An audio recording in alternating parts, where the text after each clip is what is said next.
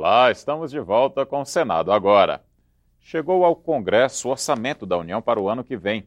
Pela primeira vez, o projeto de lei com as receitas e despesas do governo prevê déficit nas contas públicas. Para sair do vermelho, a área econômica quer diminuir o tamanho do Estado e propor mudanças na saúde e na Previdência. O governo mobilizou os ministros da Fazenda e do Planejamento para entregar a proposta do orçamento da União em 2016 ao presidente do Congresso. Depois, no Palácio do Planalto, Joaquim Levy e Nelson Barbosa detalharam o projeto. Para o ano que vem, a estimativa é de que o conjunto da economia brasileira cresça 0,2% e que a inflação fique em 5,4%. O governo calcula um salário mínimo de R$ 865, quase 10% maior que o atual. O número que mais chamou a atenção foi o resultado primário, a diferença entre as receitas e as despesas.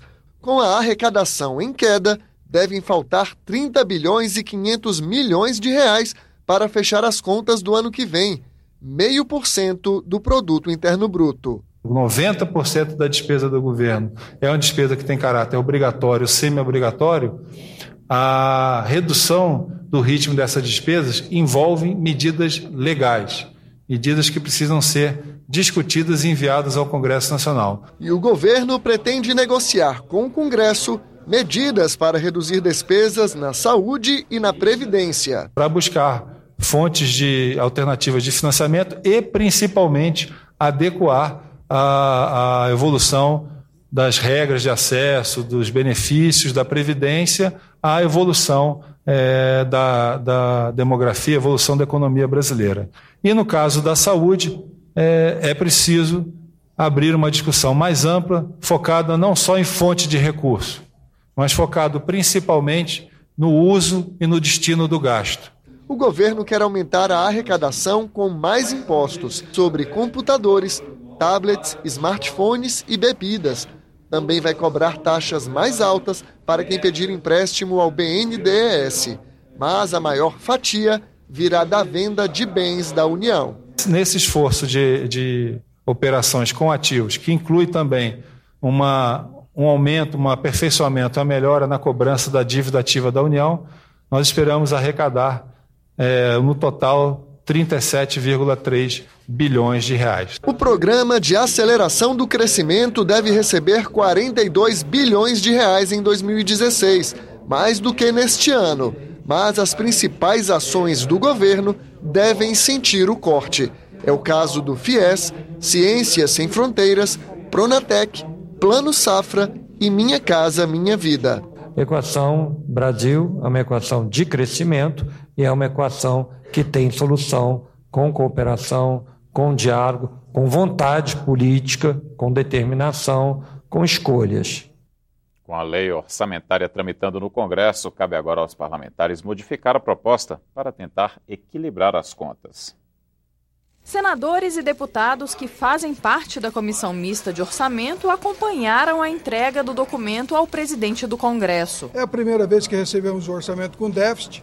Cabe agora ao Congresso, ao relator da Receita, ao presidente da Comissão do Orçamento, senador Renan Calheiros, e os líderes dos partidos no Senado e na Câmara discutir que soluções podemos apresentar. Vamos a um debate democrático, porque manter o orçamento com o déficit também não é bom para o Brasil, não é um bom sinal para os mercados e pode acabar onerando mais a iniciativa privada e a economia do país do que um eventual aumento de receita, um eventual aumento na carga tributária. Pela primeira vez, a peça orçamentária não tem nenhum acréscimo para agradar esse ou aquele setor político, para ficar bem na foto, nada disso existe. Existe uma discussão real, temos um déficit que já foi nominado aqui, e nós vamos ter que trabalhar. Agora, é a primeira vez também que há uma parceria, e essa parceria é verdadeira para tirar o país da crise. Precisa que o Congresso Nacional, junto com a Comissão de Orçamento, discuta os dados que foram colocados e ajude a elaborar um orçamento realista. O primeiro vice-presidente do Senado disse que o Congresso deve colaborar com o governo para que o país volte a ter crescimento econômico. Reconhecendo a gravidade da situação que o país vive, conforme cobrava até a oposição, a gente possa, diante dessa realidade, ver o que podemos fazer. Eu acredito que se todos trabalharmos juntos, o Congresso, como quer o presidente Renan, nós todos, colaborando, e o governo também fazendo sua parte, nós vamos poder nos reencontrarmos com o crescimento econômico. A oposição quer devolver a peça orçamentária ao Poder Executivo. Na opinião do senador José Agripino, a presidente da República cometeu um crime de responsabilidade fiscal. De repente, entregar uma bomba produzida por desmandos do governo para o Congresso consertar ou desarmar é fugir à sua responsabilidade. E aí é onde entra o crime de afronta à lei de responsabilidade fiscal. E o milagre que o governo quer que o Congresso faça é o da criação de impostos, aumento da carga tributária, sacrifício maior para a população. É claro que o Congresso não pode aceitar essa missão. Para o presidente do Congresso, esse orçamento deficitário significa uma mudança de atitude do governo. O aumento de imposto não pode ser caminho único.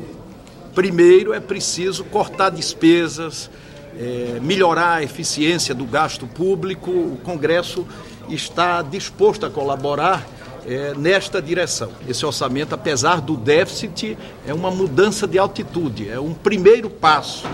É menos ficção, é mais realismo e é preciso que nós o ajudemos. Nesta segunda-feira, os ministros da Fazenda e do Planejamento também trouxeram ao Congresso a proposta do Plano Plurianual até 2019, com metas do governo nas áreas de saúde, educação e infraestrutura. E o plenário do Senado pode votar nesta terça-feira um projeto importante para equilibrar as contas da União. A proposta que regulamenta a repatriação de recursos ilícitos e não declarados à Receita Federal mantidos por brasileiros no exterior. Outros 17 itens também estão na pauta, inclusive matérias da reforma política. Mas ainda falta acordo entre os líderes partidários para as votações. Além disso, outro ponto da Agenda Brasil começa a ser discutido esta semana. Comissões de senadores e juristas serão instaladas para debater propostas de incentivo à economia brasileira. O Senado vai instalar uma comissão de 10 juristas. O grupo é formado por Elmar Roberto Novak, João Geraldo Pique Carneiro, Mauro Roberto Gomes de Matos, Otávio Luiz Rodrigues Júnior, Aristóteles de Queiroz Câmara, Paulo Rabelo de Castro, Ives Gandra Martins, Mariel Biqueiroz e Gabriel Riza, além do ministro do Tribunal Superior de Justiça, Mauro Campbell Marques, que vai coordenar os trabalhos previstos para durar 6 meses. Fazer proposições para a reforma da burocracia, desburocratização, para dar agilidade à nossa economia, que é o que está faltando no país. Na terça-feira, outro colegiado começa a funcionar. A Comissão de Desenvolvimento Nacional vai analisar os projetos da Agenda Brasil, conjunto de medidas apresentadas pelo Senado para estimular a economia. O grupo é formado pelos senadores Humberto Costa, Lindbergh Farias, Assir Gurgax, Eunício Oliveira, Simone Tebet, Romero Jucá, Raimundo Lira, Antônio Anastasia, Paulo Bauer, Ronaldo Caiado, Roberto Rocha, Douglas Sintra e Blairo Maggi. Para o presidente do Senado, a prioridade é a mudança na cobrança de 3 impostos. As prioridades da Agenda Brasil são a reforma do ICMS, a reforma do PIS/COFINS. É preciso que haja simplificação, facilitação e, principalmente, neutralidade, que não haja, com a reforma do PIS/COFINS, a elevação da carga tributária também. E uma pequena correção. Ao contrário do que foi dito antes da reportagem, os recursos que constam nesse projeto de repatriação são lícitos, mas não declarados, e não ilícitos, como foi dito. O Congresso Nacional tem sessão marcada para esta quarta-feira e vai encarar uma pauta extensa. Um dos itens é o projeto de resolução que amplia o número de relatorias setoriais para análise da lei orçamentária. Senadores e deputados também vão apreciar vetos da presidente Dilma Rousseff, totais ou parciais, a 26 propostas aprovadas pela Casa. São 7 vetos ao projeto do novo Código de Processo Civil. 3 artigos foram integralmente retirados do texto, entre eles o que permitia converter uma ação individual em coletiva. O projeto, que dificultou a criação e fusão de partidos com menos de 5 anos de fundação, também teve pontos vetados que serão analisados agora. Entre eles, o que permitia que, em caso de fusão de partidos, o parlamentar de uma outra legenda pudesse se filiar ao partido criado sem perder o mandato. Deputados e senadores também deverão analisar vetos parciais à Lei Geral das Antenas, aprovada em março, ao novo Marco Legal da Biodiversidade, que regulamenta o acesso ao patrimônio genético brasileiro, e ainda ao projeto de lei de conversão, que mudou as regras para a concessão do abono salarial. Entre os mais polêmicos estão o veto à proposta que estende o reajuste do salário mínimo aos aposentados, o da flexibilização do fator previdenciário e ainda o veto ao reajuste dos servidores do Poder Judiciário. A proposta aprovada pelo Congresso em junho concedia um aumento de até 78,6% aos servidores do Judiciário até 2017. O governo alega que esse reajuste teria um impacto financeiro de quase 26 bilhões de reais nos próximos 4 anos. E chegou ao Senado a proposta de emenda à Constituição que reduz a maioridade penal em alguns casos. A matéria foi aprovada pela Câmara dos Deputados e agora está na pauta da Comissão de Constituição e Justiça.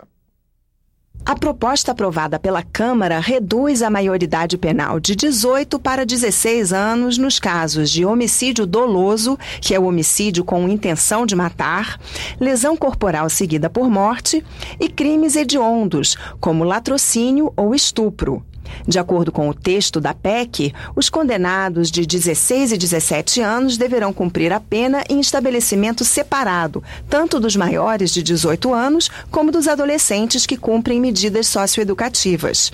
A redução da idade em que adolescentes podem ser legalmente responsabilizados por crimes divide a opinião da sociedade. Para este professor de direito aposentado, a mudança na Constituição deveria ser ainda maior. Eu sou favorável a 14 anos, mas já me contento com 16 anos. Em 1942, quando da vigência do nosso Código, que é de 7 de dezembro de 1940, nessa época, se nós verificarmos isso, o maior de 18 anos, ou o menor de 18 anos, como queiram, ele não tinha o conhecimento que tem um menor hoje de 16 anos ou de 14 anos. Esta pesquisadora do Instituto de Pesquisa Aplicada, o IPEA, descobriu que os jovens infratores já são punidos mais severamente do que a lei determina. Há uma crença na sociedade de que o jovem que comete delito, ele não é punido. E, na verdade, ele é. A gente vê pelos dados que dos 23 mil adolescentes que estavam privados de liberdade em 2013, 64%, mais de 60%, tinham cometido crimes de baixa gravidade, como furto, envolvimento com tráfico, não necessariamente um envolvimento só o envolvimento de um consumo. Então, assim, são crimes que não justificavam a medida de internação. O senador Aloysio Nunes apresentou uma proposta na qual, ao julgar um caso de menor infrator, o juiz deve avaliar, com a ajuda de especialistas, se aquele jovem pode ou não responder pelo crime. A proposta que vem da Câmara, eu aceito em parte.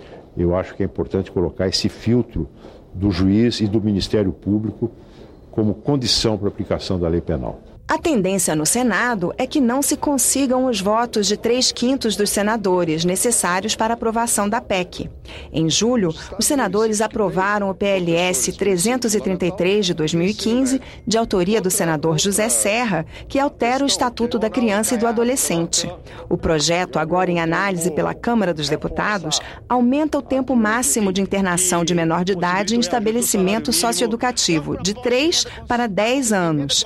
Muitos senadores acham que essa alteração é melhor do que mexer na Constituição. O próprio Senado já vem votando mudanças no Estatuto da Criança e do Adolescente, que podem não ser objeto da concordância de todos nós, mas que representam uma posição bastante diferenciada do que colocarmos na Constituição a redução da maioridade penal e condenarmos adolescentes e crianças a cumprirem penas como os adultos. Nós já votamos a alteração no ECA, que parece ser mais consequente, mais eficiente e que olha melhor para o futuro da juventude. Ficamos por aqui. Você terá outras notícias a qualquer momento em nossa programação. Obrigado pela companhia. Até a próxima.